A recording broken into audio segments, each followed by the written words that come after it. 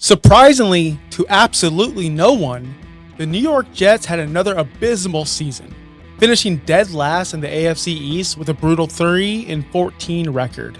And honestly, this shouldn't surprise anybody. Since the 2015 NFL season, the Jets have just averaged 5.36 wins per year. That's not a rebuild. That's a lifestyle. But here's the thing. 2025 Jets, they're going to be different. They were supposed to be different. They signed Justin Fields. They have Garrett Wilson.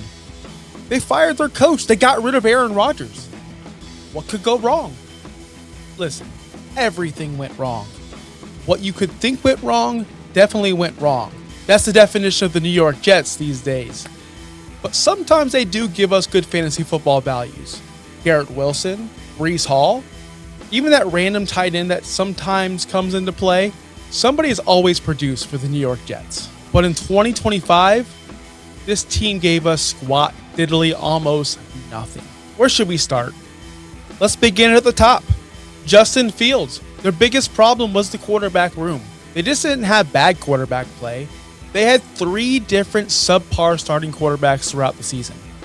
That included Justin Fields, Tyrod Taylor, and the undrafted rookie Brady Cook out of Missouri. If you took all 3 of their stats, all of their fantasy points, you Frankenstein them together, you get 224.6 fantasy points. That would have put them just ahead of Jacoby Brissett at quarterback 17. So technically, better than expected, but in reality, complete mess. Justin Fields was benched in November after a 2-8 start. The Jets were dead last in passing, and Fields' passing struggles were impossible to ignore. The team said they wanted to evaluate young receivers with Tyrod Taylor under center. Translation, Fields wasn't getting it done. But let's talk fantasy first. From weeks 1 through 11, Fields was the quarterback 19, 3 spots behind former Jets quarterback Aaron Rodgers. Justin Fields averaged 16 fantasy points per game, which isn't terrible, but it's nowhere near what people drafted him for. And the real killer?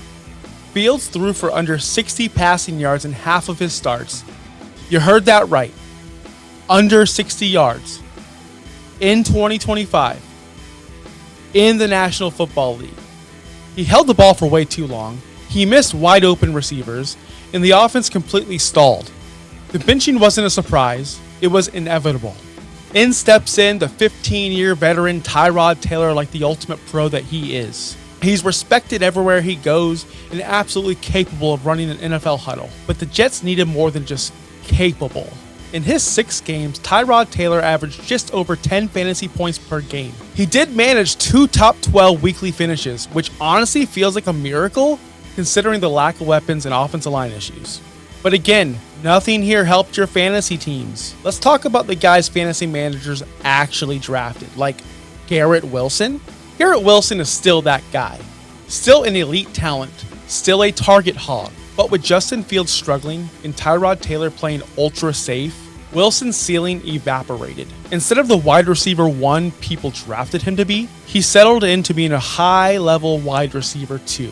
And honestly, that says more about him than it does about the New York Jets. Because here's the thing. Garrett Wilson has been producing high-end fantasy numbers with every type of quarterback imaginable. Zach Wilson, Aaron Rodgers for just 4 snaps, Tim Boyle, Trevor Siemian, now this 2025 mess. And he still demands 140 to 160 targets every single season, no matter who's throwing him the ball. That's elite level volume reserved for true alphas in the league. He's already stacked multiple top 20 fantasy seasons despite never having a league average quarterback. Think about that, league average. That's not normal. That's not luck. That's superstar level talent overcoming chaos year after year after year. Wilson wins at every level. Separation, contested catches, yards after the catch, and he's doing it all in the most dysfunctional offense in football. Put even a competent passing attack, and he's locked in to be a top 5 fantasy wide receiver for the rest of his career. The talent is undeniable. Breece Hall was the lone bright spot in this offense. But even his season came with asterisks. He finished as the running back 17 in 2025, posting a career high in rushing yards, yet somehow also a career low in fantasy points per game. That alone tells you everything you need to know about how dysfunctional the Jets offense was in 2025. All season was a complete roller coaster. Some weeks he looked like the best running back in football, dropping massive 32-point explosions that reminded everyone why he's a first-round fantasy pick.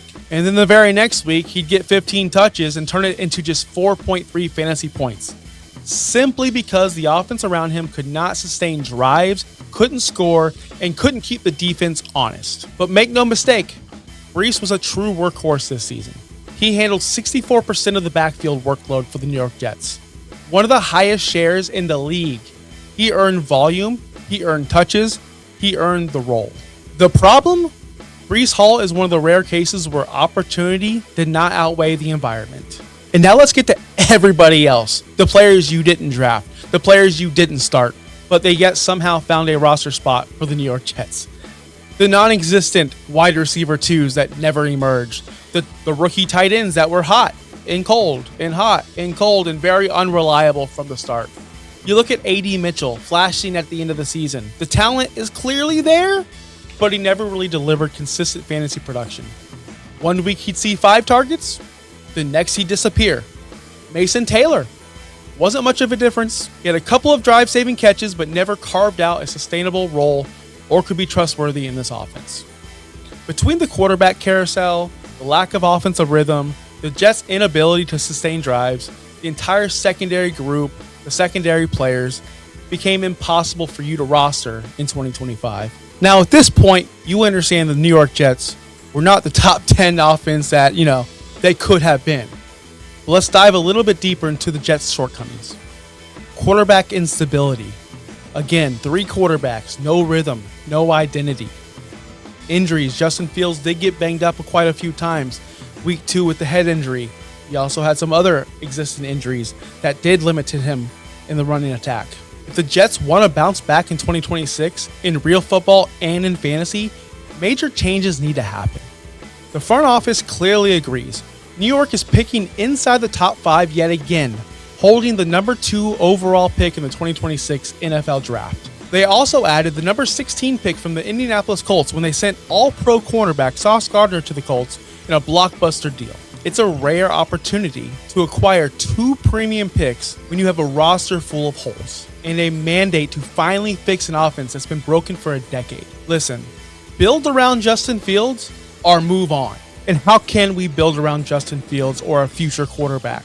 You need to upgrade the offensive line. You cannot run an offense if your quarterback is running for his life. According to Pro Football Focus, the New York Jets offensive line ranked 22nd overall in the NFL. The Jets never had the same 5 offensive linemen on the field for long stretches of time. Starters were in and out of the lineup with ankle sprains, knee issues, soft tissue injuries, multiple IR stints. Offensive line play is all about chemistry, and the Jets had none. Every week was a new combination that destroys timing in both the run game and the passing game.